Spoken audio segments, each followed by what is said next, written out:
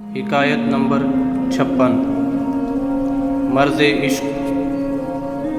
بادشاہ اپنے خواص کے ساتھ شاہی سواری پر بیٹھا بازار حسن سے گزر رہا تھا کہ ایک کنیز پر اس کی نظر پڑی۔ وہ عورت کیا تھی کہ کسی شاہکار کا تراشا ہوا مجسمہ تھا جس کا حسن قیامت خیز تھا۔ بادشاہ جب واپس لوٹا تو دل بے قرار کو کسی گھڑی چین نہیں آ رہا تھا۔ وہ اس مجسمہ حسن پر 100 جان سے قربان ہو چکا تھا۔ بادشاہ نے منہ مانگی قیمت دے کر اسے خرید لیا۔ ابھی آنکھوں نے جی بھر کر دیکھا بھی نہ تھا کہ چند دن کے بعد وہ بادشاہ کے دل کی مالک بیمار ہو گئی۔ مثل صادق ہے، گدھا پاس تھا تو پالان نہ تھا، پالان ملا تو گدھے کو بھیڑیا لے گیا۔ جیسے کوزہ تھا تو پانی نہ تھا، پانی ملا تو کوزہ ٹوٹ گیا۔ بادشاہ کے ساتھ بھی کچھ اسی طرح کا معاملہ ہوا۔ اب علاج کے لیے ہر طرف سے طبیب حضرات آنے لگے۔ ہر ایک کا یہی دعویٰ تھا کہ میں ہی مسیح زماں ہوں۔ جب بیمار کی قضا آتی ہے تو طبیب بھی بے وقوف ہو جاتا ہے۔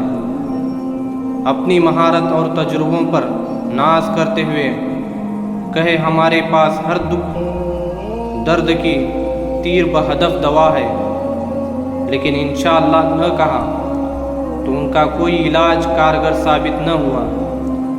مرض بڑھتا گیا۔ طبیب حضرات اپنے اپنے نسخے آزما چکے۔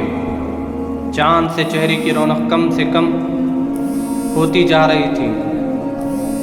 اب بادشاہ کو رجوع اللہ کے سوا کوئی چارہ نظر نہ آیا۔ فوراً ننگے سر اور پاؤں خانہ خدا کی طرف بھاگا۔ سر سجدے میں رکھ کر خوب رویا۔ سجدہ گاہ شاہ کے آنسوؤں سے تر ہو گئی۔ تو وہ کہنے لگا، یا اللہ، تو دلوں کے بھید جانتا ہے۔ میں نے طبیبوں پر بھروسہ کرنے میں خطا کی، میرا قصور معاف فرما۔ میں کیا عرض کروں، تو ہمارے اسرار سے باخبر ہے۔ ہمارا حال اور ان طبیبوں کا عدم توکل اور ترک انشاءاللہ تیرے لطف عام کے سامنے کوئی اہمیت نہیں رکھتا۔ اے ہماری حاجتوں کی پناہ گاہ، میرے محبوبہ کو شفا عطا فرما۔ جب بادشاہ نے تہہ دل سے نالہ و فریاد کی، روتے روتے بادشاہ کو اونگ آ گئی اور قسمت جاگ گئی۔ بشارت ملی کہ کل ایک مسافر تیرے پاس آئے گا، اس کے علاج سے کنیز کو شفا ہوگی۔ تو بادشاہ بڑی بے تابی کے ساتھ اس کی راہ دیکھنے لگا۔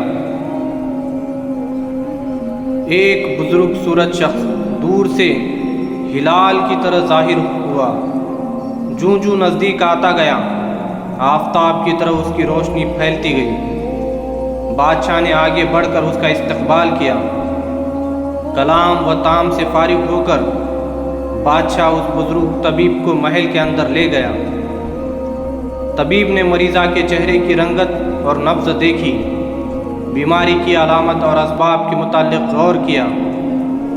سب کچھ دیکھ سن کر دل میں کہا، اسے سفر و آسودہ کے غلبے کی وجہ سے مرض لاحق نہیں ہوا، بلکہ یہ مرض عشق ہے۔ تو یہ معلوم کرنے کے بعد طبیب نے بادشاہ سے کہا، میں بیمار سے تخلیہ میں گفتگو کرنا چاہتا ہوں۔ سب لوگوں کے چلے جانے کے بعد طبیب نے پوچھا، اے شاہ بیگم، یہ تو بتائیے آپ کس علاقے کے رہنے والی ہیں؟ یہ اس لیے پوچھ رہا ہوں کہ ہر علاقے کا طریقہ علاج مختلف ہوتا ہے۔ آپ اس شہر سے کس طرح جدا ہوئی؟ یہ کہہ کر مریضہ کے نبض پر ہاتھ رکھ دیا۔ کسی کے پاؤں میں کانٹا چبھ جائے تو اسے نکالنے کے لیے کتنی کوشش کرنا پڑتی ہے۔ پاؤں زانوں پر رکھ کر سوئی کے سر سے کانٹے کا سر معلوم کرتے ہیں۔ اور جب نہ ملے تو اسے لب سے تر کرتے ہیں۔ جب پاؤں کا کانٹا ایسا دشوار یاب ہے تو دل کا کانٹا معلوم کرنا کیوں کر مشکل نہ ہوگا۔ کنیز نے اپنی داستان غم بیان کرنا شروع کر دی۔ پہلے اپنی سہیلیوں اور رشتہ داروں کے متعلق بتایا۔ ان کے ذکر سے نہ اس کا رنگ بدلا نہ نفس میں تغیر واقع ہوا۔ اسی طرح وہ ہر شہر اور ہر گھر کا ذکر کرتی رہی۔ جہاں جہاں وہ جاتی رہی اس کا ذکر کرتی رہی۔ جب کنیز نے سمرقند میں آنے کے متعلق ذکر شروع کیا، سمرقند کا نام لیتے ہی اس کے دل سے آہ نکلی اور آنکھوں سے آنسو جاری ہو گئے۔ آنکھوں کی اس رمجھم میں کہنے لگی، مجھے وہاں ایک خواجہ نے خرید لیا۔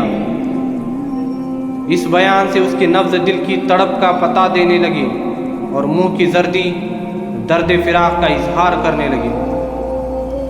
تو شیخ کامل نے دکھتی ہوئی رگ پر ہاتھ رکھ لیا اور کنیز سے یہ راز معلوم کر لیا کہ وہ سمرقند کے اس خواجہ پر عاشق ہے۔ طبیب نے کنیز کو تسلی دی کہ اطمینان رکھیے، تم جلد تندرست ہو جاؤ گی۔ طبیب نے بادشاہ کو بتایا کہ میں نے مرض معلوم کر لیا ہے، آپ کسی طریقے سے فلاں زرگور کو سمرقند سے یہاں بلوا لیں۔ بادشاہ نے اپنے 2 خاص دانا آدمی سمرقند بھیجے جو اس سنار سے جا کر ملے اور اس کو اطلاع دی کہ بادشاہ تمہاری ہنرمندی کی شہرت سن کر بڑا خوش ہوا ہے۔ اس نے تمہارے لیے بیش قیمت اور مال اور زر بھیجا ہے۔ اس کی خواہش ہے کہ تم اس کے پاس آؤ اور اس کے خاص مصاحبوں میں شامل ہو جاؤ۔ بادشاہ کی یہ عنایت دیکھ کر وہ سنار بہت خوش ہوا۔ اسی وقت اپنا سب کچھ چھوڑ کر ان کے ساتھ جانے کے لیے تیار ہو گیا۔ وہ سمرقند کا خواجہ زرگر جب محل میں پہنچا تو بادشاہ نے اٹھ کر اس کی تعظیم کی اور حکم جاری کیا کہ تم بے فکری کے ساتھ ہمارے پاس رہو۔ بادشاہوں کے لائق سونے کے زیورات اور برتن تیار کرو۔ چنانچہ وہ بڑی خوشی اور دلچسپی کے ساتھ اپنے کام میں لگ گیا۔ بادشاہ نے اس کے کام کو دیکھ کر خوشی کا اظہار کیا اور کہا کہ میں اس کے صلہ میں تمہیں اپنی خاص کنیز عطا کرتا ہوں۔ چنانچہ وہی کنیز جو اس زرگر کے فراق میں سوکھ کر کانٹا ہو گئی تھی اسے دے دی گئی۔ کنیز جب اپنے دلربا کے پاس پہنچی تو اس کا دکھ درد سب جاتا رہا۔ دیکھتے ہی دیکھتے وہ چند ماہ میں صحیح سلامت ہو گئی۔ اس کا کھویا ہوا روپ پھر جوبن پر آ گیا۔ اب طبیب کامل نے ایسا شربت تیار کیا جسے زرگر نے نوش کیا اور وہ پانی میں نمک کی ڈلی کی مانند گھلنے لگا۔ کنیز کے سامنے اس طویل بیماری کے سبب زرگر کا روپ آہستہ آہستہ جاتا رہا۔ آنکھیں اندر کو گھس گئی، چہرے کی سرخی جاتی رہی۔ یہ حالت دیکھ کر کنیز کی محبت بھی رفتہ رفتہ کافور ہو گئی۔ اب وہ کنیز عشق کی بیماری سے شفا پا گئی۔ اس کنیز کی محبت محض صورت پرستی تھی، اس لیے صورت کے بگڑنے سے آہستہ آہستہ وہ عشق بھی زائل ہو گیا۔ جو عشق صرف رنگ و روپ کی خاطر ہوتا ہے وہ دراصل عشق نہیں بلکہ فسق ہوتا ہے۔ اس ترکیب سے طبیب نے کنیز کے مرض عشق کا علاج کیا اور اسے تندرست کر کے بادشاہ کے دل کو مسرور اور آنکھوں کا نور بنا دیا۔ ظاہری صورت کا عشق آخرکار بدنامی اور بے عزتی کا موجب بنتا ہے۔ معشوق کا رنگ و روغن اس کی ہلاکت کا سبب بنتا ہے۔ مور کے لیے اس کی خوبصورت پر ہلاکت آفرین ہے۔